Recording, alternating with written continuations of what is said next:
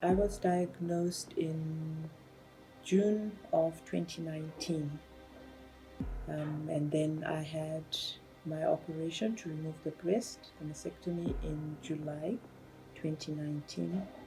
And since then, I've had chemotherapy treatment as well as radiation treatment.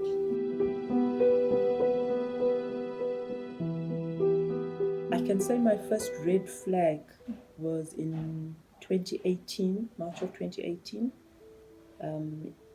I felt a sharp pain in my breast, very sharp pain, like a knife had gone through me.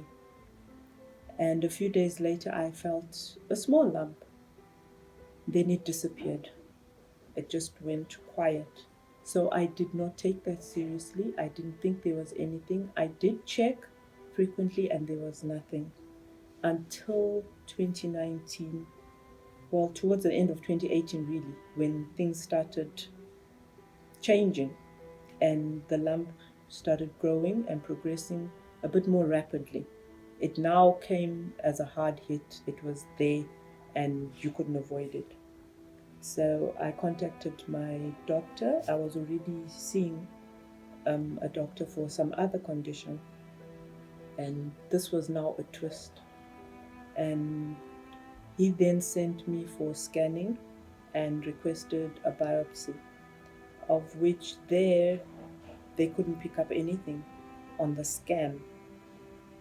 He could feel it, you could actually feel the lump, but the radiologist said he couldn't see it.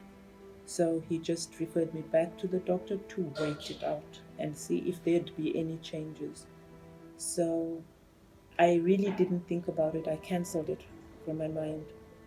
And then as it started to grow, when it came back the second time, there was just this thing that said to me, in my conscience, in my mind, I just said, this is it. Now it was to get the help I needed.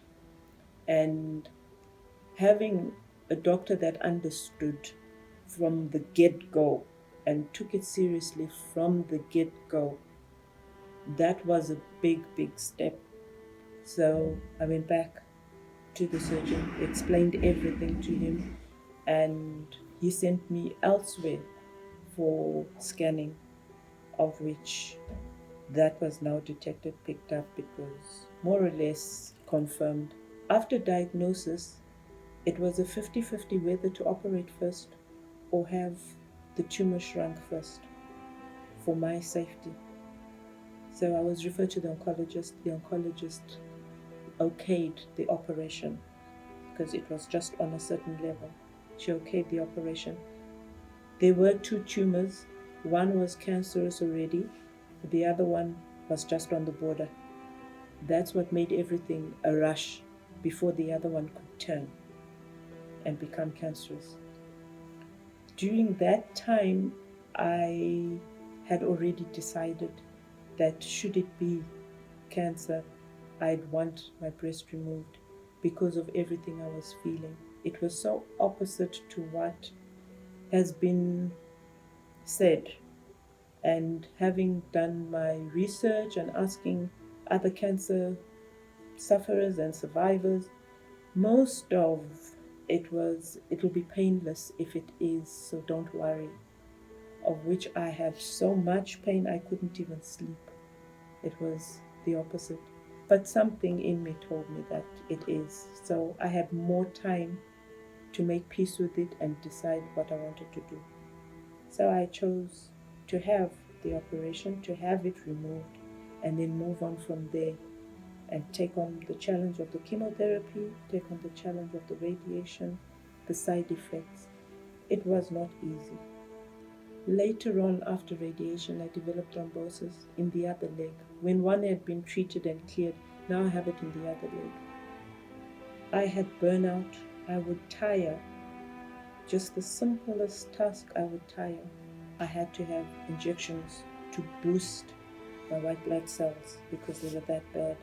I went through three lots of injections. I had 2 lots of blood transfusion within that time. And there was a point in the whole process where I almost didn't make it. Things just went terribly wrong. Sometimes you just get up and you can't do anything. You're lying there in your bed, you cannot move. You have to be helped to the bathroom. Everything that you could do, you can no longer do for yourself. Cancer will humble you. You go through the mental breakdown. You go through depression. I went through depression where I couldn't even explain why I felt that way. I didn't feel it before my going into hospital because everything was a rush.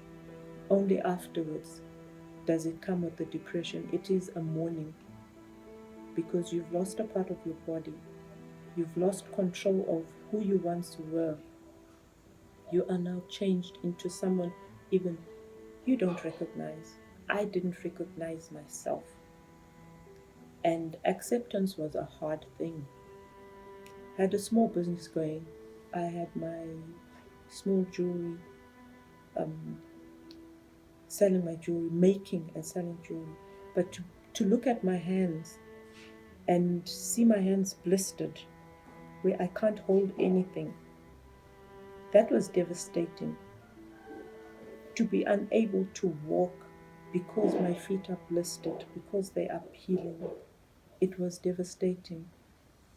Without support from my family, without support from my friends, I don't think I could have made it that far.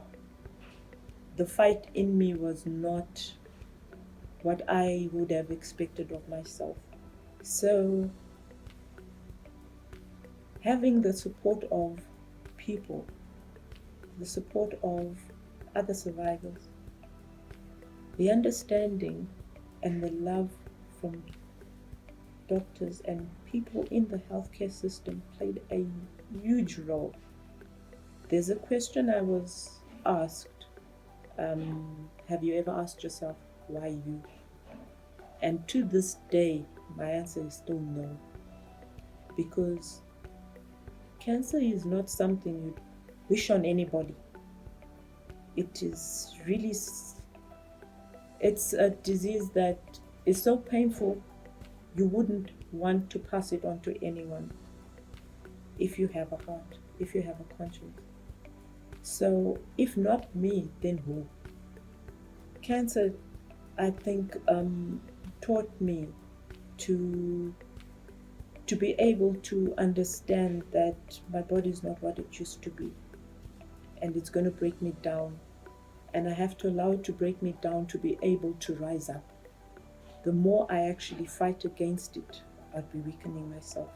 I would like to just give thanks to God for just holding my hand, for healing me, for bringing me through this, to be able to tell my story of fighting and surviving, and also remembering and supporting those who are going through it and honoring those who have passed on through their battle.